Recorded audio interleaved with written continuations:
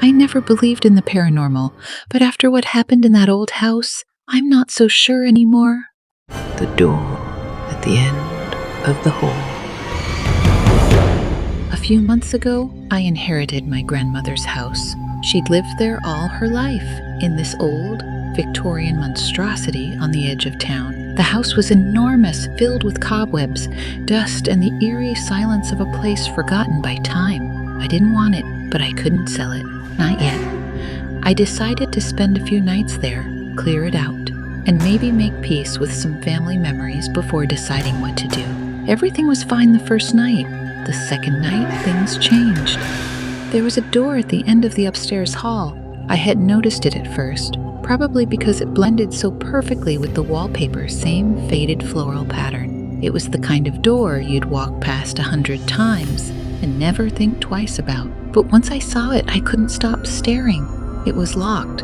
I searched everywhere for the key. Old drawers, hidden compartments in furniture, even behind loose floorboards. Nothing. The door stayed locked, but somehow I knew there was something behind it. At night, I heard this scratching. At first, I thought it was rats. The house was ancient, after all, but the sound wasn't coming from the walls or the floors. It was coming from the door. It was soft at first, like someone gently dragging their nails across the wood. But soon, it became more frantic, more desperate. I lay in bed, staring at the ceiling, my heart pounding, trying to convince myself it was all in my head. Maybe it was the wind, maybe the house was settling. But then, the scratching turned into a faint knocking. I couldn't ignore it anymore. I got out of bed, grabbed a flashlight, and made my way down the dark hallway. The air was cold, unnaturally cold. My breath fogged in front of me as I stood in front of the door. The knocking had stopped, but the silence was worse. It felt wrong, like the quiet was pressing in on me, waiting. I don't know what possessed me to do it, but I pressed my ear to the door. Whispers, faint, unintelligible, but definitely there. I could hear them, several voices, all speaking at once, too quiet to make out the words. My hand reached for the doorknob, shaking, knowing I shouldn't, but unable to stop myself. Before I could turn the handle, something slammed against the other side of the door with enough force to make the wood shudder.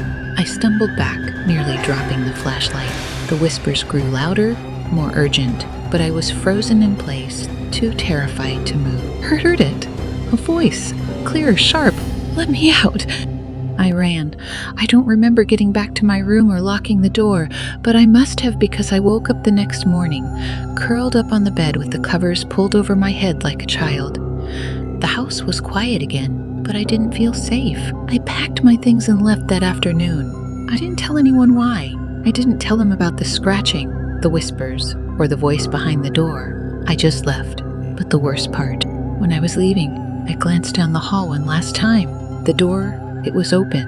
I left the house behind, driving as fast as I could back to the city. For days, I tried to push the memory of that door out of my mind, but every time I closed my eyes, I saw it, slightly ajar, a sliver of darkness waiting behind it. The voice echoed in my head. Let me out. I was desperate to forget, but the door wouldn't let me. At night, I'd wake up with the sensation that someone or something was standing at the foot of my bed. The feeling of cold air brushing against my skin. The distant sound of scratching. Just like before, no matter where I went, it was there, following me. After a few sleepless nights, I did what any rational person would. I tried to find an explanation. I dug through old family records, searched online, hoping to uncover some history about the house. Maybe there was some logical reason for what I'd experienced. Maybe I was losing my mind, but I found nothing. My grandmother had lived there for nearly 60 years, and there were no reports of hauntings or strange events, no urban legends about the house. It was just an old, forgotten home in a quiet town, and things stood up. There was no record of that door. The blueprints of the house, passed down through the generations, didn't show any rooms at the end of the upstairs hallway. The door shouldn't have been there at all. The unease gnawed at me until I couldn't take it anymore. I had to go back. I told myself it was just to confirm that I wasn't crazy, that maybe I had imagined the whole thing. But deep down, I knew the truth. I needed to know what was behind that door. I needed answers. I returned to the house on a cloudy afternoon.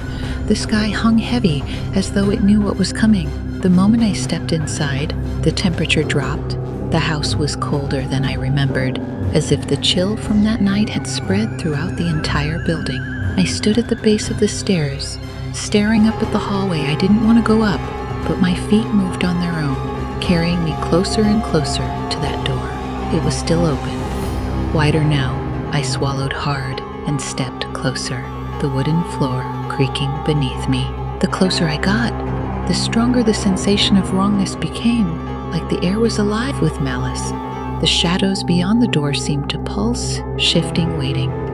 I shined my flashlight into the room. Nothing, just an empty, dust-covered space. No furniture, no signs of life, just four walls and a bare floor.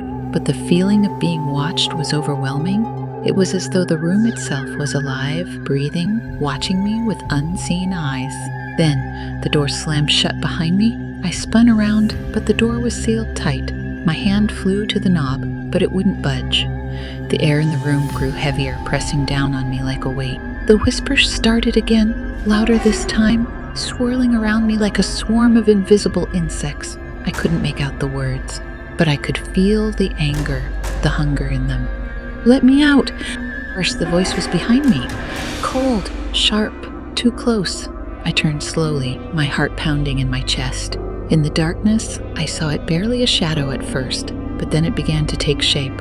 A figure, tall and thin, its face obscured by a veil of darkness. It was standing in the corner, watching me with eyes I couldn't see, but I could feel their gaze piercing through me. "Let me out," it whispered again, but this time it wasn't a request. It was a command. Panic surged through me. I slammed my fists against the door, desperate to get out. The whispers grew louder, the figure moving closer with each second. My breath came in ragged gasps as I threw myself against the door, screaming, praying for someone to hear me. "Alaki!"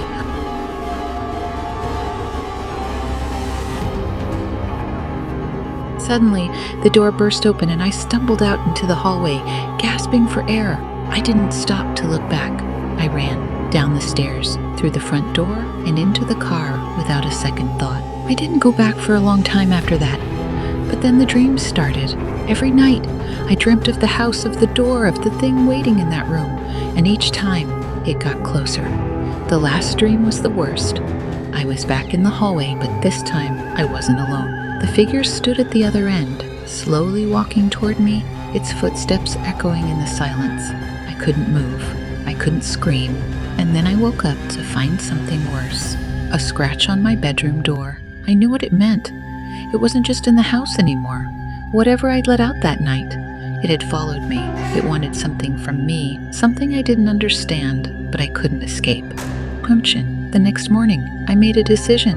I packed my things and went back to the house for the last time. The only way to stop it was to finish what I'd started. The door was open, as if waiting for me. I walked inside, stepping into the room that had haunted me for so long. And the figure was there, standing in the center, waiting, its eyes, or what I imagined were its eyes, locked onto mine. "Let me out!" I reached out, my hand trembling as I touched the wall behind the figure.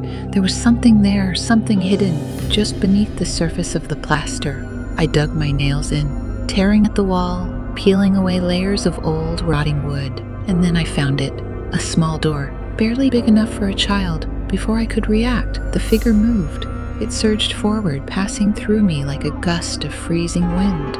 I felt it in my bones and my soul, like it had taken a part of me with it. The room was empty now. The whispers were gone, but I knew the truth. I hadn't let it out. It had let me in.